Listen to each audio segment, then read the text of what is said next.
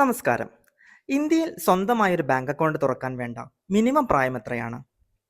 ഇന്ന് കാലത്ത് ഒരു ഫണ്ട് ട്രാൻസ്ഫറിങ്ങിന് വേണ്ടി നെറ്റ് ബാങ്കിൽ ലോഗിൻ ചെയ്തപ്പോഴാണ് ഇന്നത്തെ തലമുറയ്ക്ക് നിശ്ചയമായും ഉണ്ടായിരിക്കേണ്ട ബാങ്കിംഗ് സാക്ഷരതയെക്കുറിച്ച് 2 വാക്ക് പറയാമെന്ന് വിചാരിച്ചത്.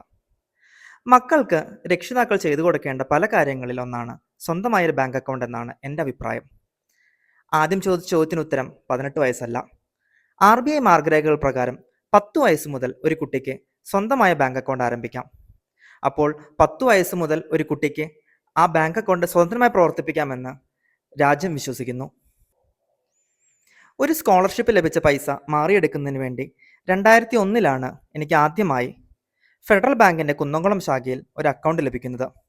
25 വർഷമായി ആ അക്കൗണ്ട് ഇന്നും ആക്റ്റീവാണ്. പാരൻസിന് കൗമാരക്കാർക്ക് നൽകാവുന്ന നല്ലൊരു സമ്മാനം കൂടിയാണ് ഒരു ബാങ്ക് അക്കൗണ്ട്.